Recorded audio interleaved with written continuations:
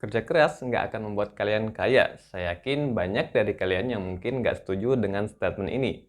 Tapi di sini saya ingin mengajak kalian untuk sama-sama menganalisa orang-orang di sekitar kita. Ya coba amati dari saudara, teman, sampai dengan orang tua yang mungkin sekarang kondisinya miskin.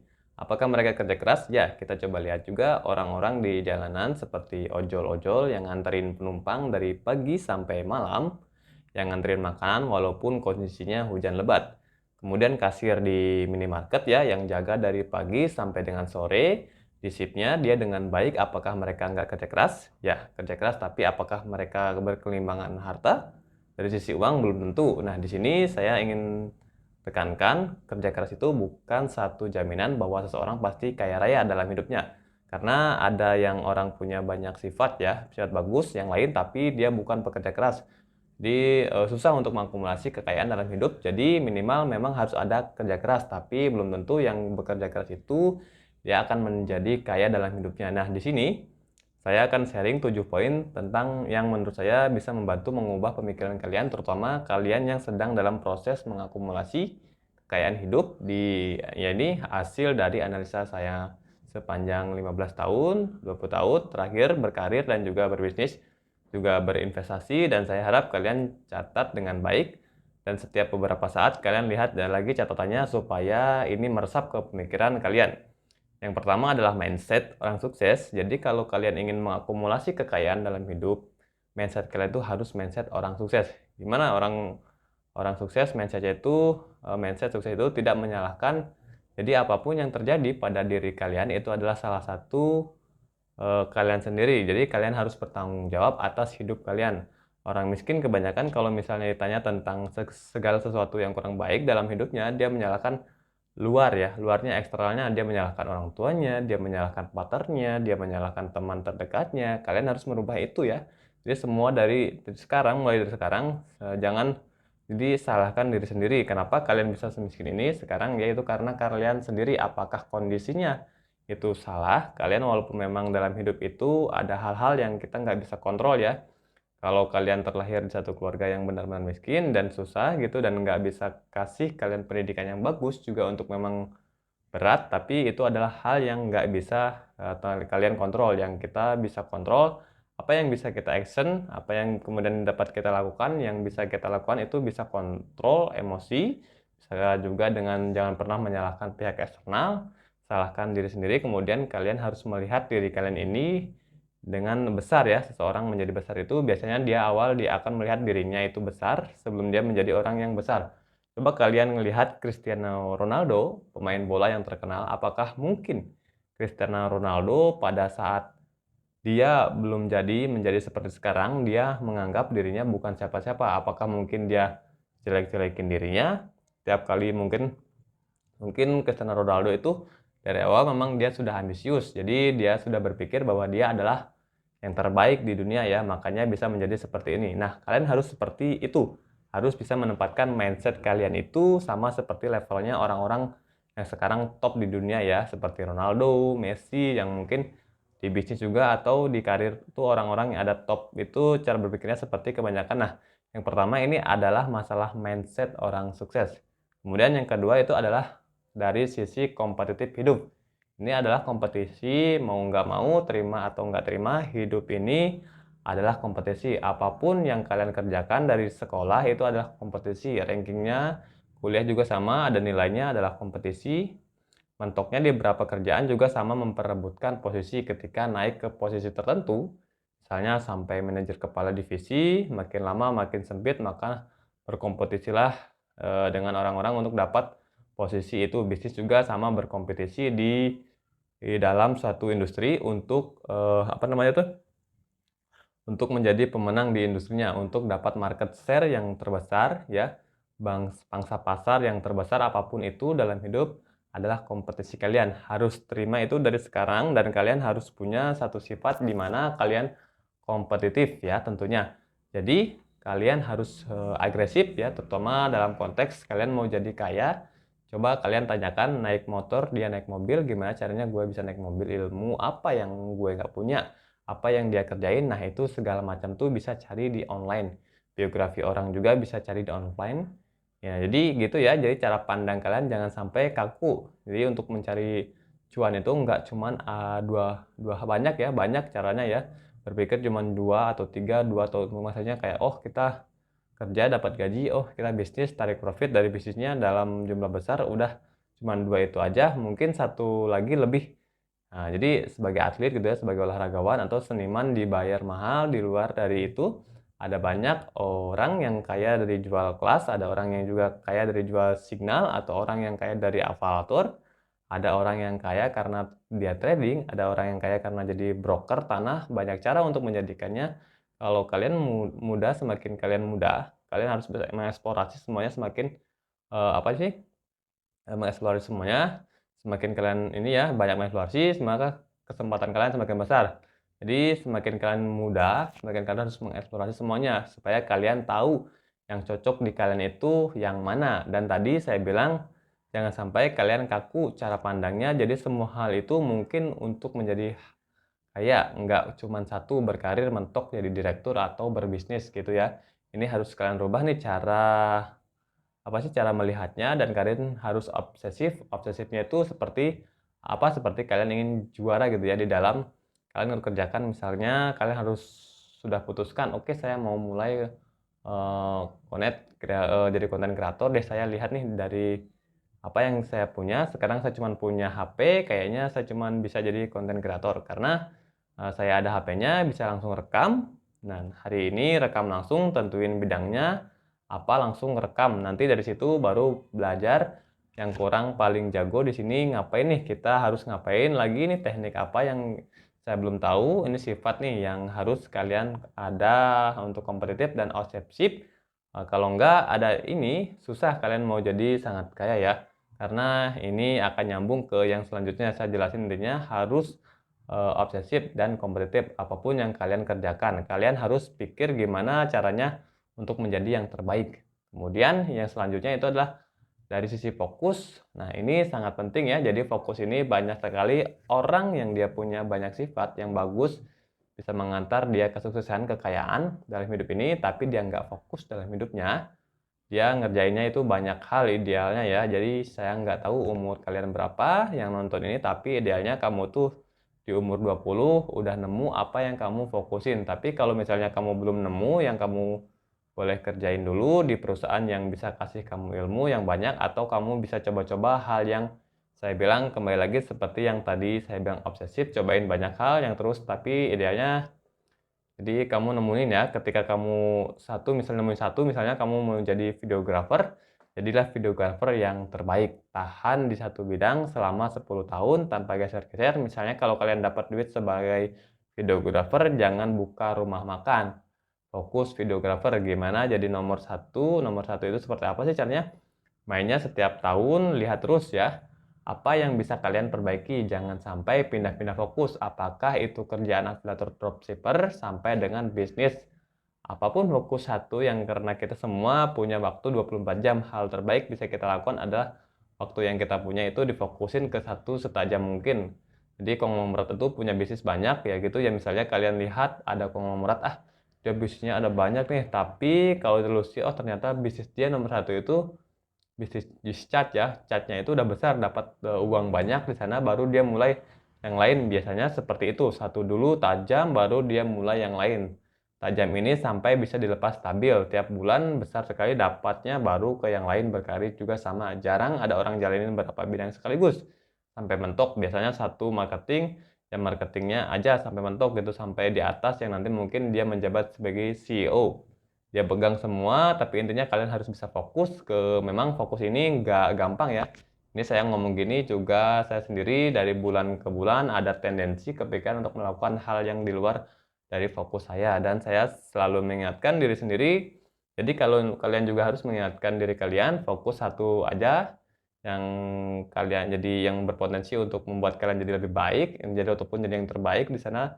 Tahan dulu selama sampai 10 tahun, kemudian selanjutnya adalah dari sisi host ilmu yang membedakan.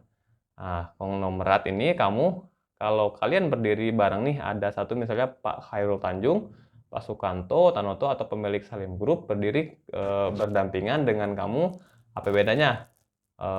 isi kepalanya makanya sama, tidurnya sama, yang ada di dalam kepala dia sama, yang ada dalam kepala kamu itu beda. Bedanya setiap hari itu harus hajar tambahin ilmu yang ada di dalam kepala kalian. Ilmu tentang apapun terutama yang lagi kamu fokusin setiap hari. Kamu harus tetap terus, entah dari buku di workshop, dari kelas, dari manapun, dari podcast, semuanya yang tertuju pada untuk menjadi yang terbaik di bidang kamu. Semakin miskin kamu, maka kamu harus semakin haus ilmu. Ini satu hal yang banyak orang lupa. Banyak orang yang lulus kuliah itu pada saat dia kerja, selama dia kerja dia nggak nambah ilmu, lagi nggak ngambil, nggak haus ilmu gitu ya, harus. Tapi apalagi yang kalian nggak tahu, apalagi di bidang kalian yang untuk jadi yang terbaik itu, kalau kerjaan digital marketing, kalian udah tahu Google Ads, pelajari FB Ads, gimana TikTok Ads, gimana YouTube Ads, di mana pelajaran supaya kalian jadi yang terbaik di bidang kalian. Jadi harus haus ilmu ya. Kenapa saya bilang kalau kalian orang miskin, apalagi kalau dari keluarga miskin, kalau harus lebih haus ilmu lagi, karena kalian startnya itu beda. Sekarang kalian coba bandingin diri kalian dengan anak dari konglomerat yang misalnya Pak Hairul Tanjung, anaknya yang dengan kalian itu beda nih.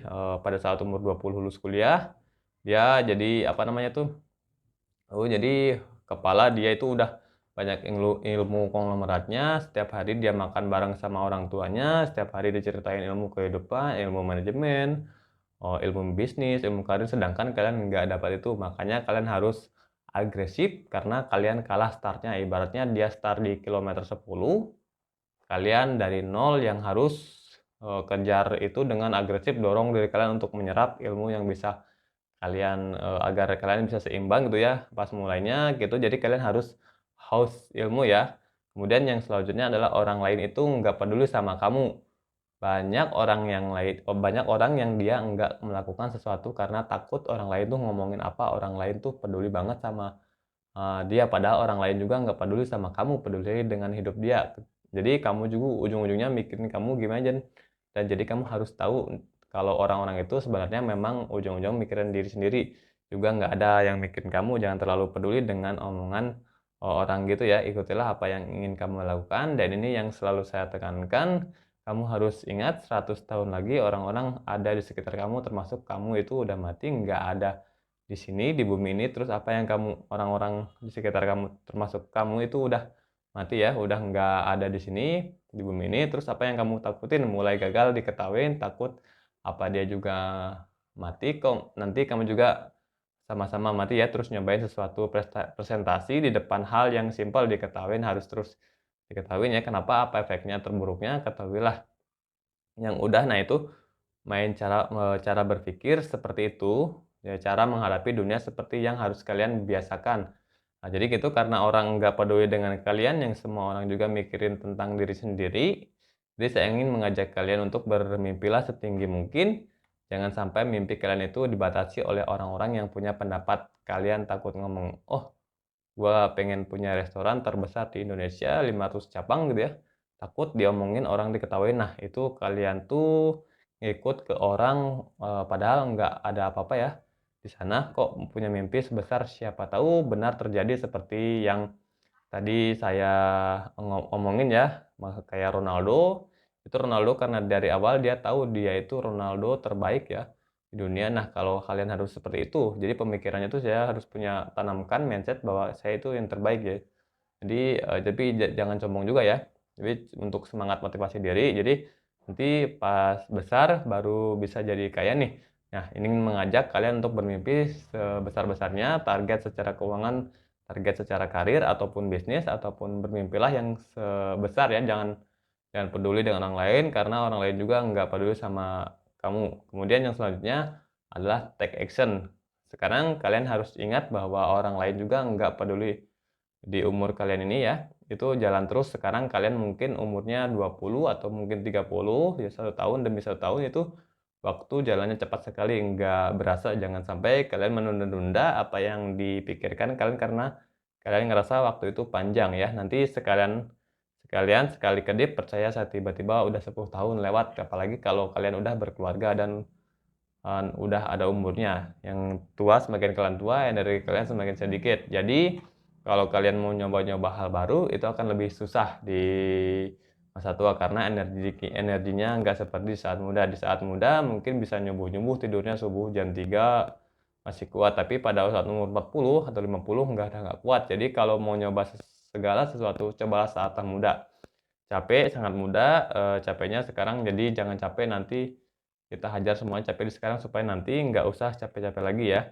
Udah tua tanyain penyesalan mereka apakah dalam hidupnya. Saya sempat nanyain orang-orang yang umurnya 70, 80, banyak sekali dari penyesalannya itu karena mereka nggak melakukan apa yang mereka inginkan lakukan saat muda, dan itu nggak bisa kalau game ya, kalau dibalik, kalau kalian udah umur 60, 70, nggak bisa dibalik lagi menjadi 30 lagi ya. Nggak bisa karena ada caranya nih, nggak kayak game yang kalau game bisa di-restart masalah ini jalan terus nih 20, 30, 40, 50, 60, di 60 ini nggak bisa kebalik ke 20 lagi. Nah, makanya kalian harus take this seriously ya, kalian harus serius menghadapi ini, kalian harus take action sekarang ya, jangan kalian bilang, "Oh, ya saya take action-nya," tapi setelah ini kalian scroll-scroll TikTok, lagi ngabisin waktu, main game, main Mobile Legends gitu. Nah, kalian harus fokus, udah catat, lihat yang harus dilakukan, gitu harus seagresif itu, dan memang saya selalu tekankan di sini, saya disiplin adalah pintu keluarnya. Kalau kalian bisa disiplin, diri kalian melakukan apa yang sudah dibilang, kalian akan lakukan sesuai dengan target yang kalian tetapkan. Entah itu terkait kesehatan, entah itu terkait menambah ilmu, apapun itu, kalau kalian bisa disiplin, ini adalah jalan kalian keluar, kalian menuju impian kalian ya. Saya selalu percaya kalau disiplin itu satu-satunya kunci yang terlepas dari semuanya.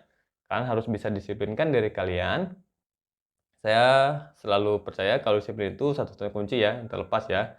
Jadi take action tuh langsung, kayak jangan sampai kalian menyayangkan waktu kalian, terutama kalian yang masih muda. Sekarang kemudian selanjutnya adalah melihat goals yang kalian di dalam kepala, yang ada di dalam kepala kalian ya. Segala sesuatu yang ada di sekitar kita, orang-orang mencapai posisi yang besar, punya bisnis yang besar gitu ya. Kemudian produk-produk misalnya di sini earphone dan segala macamnya itu sebelumnya ada di kepala orang.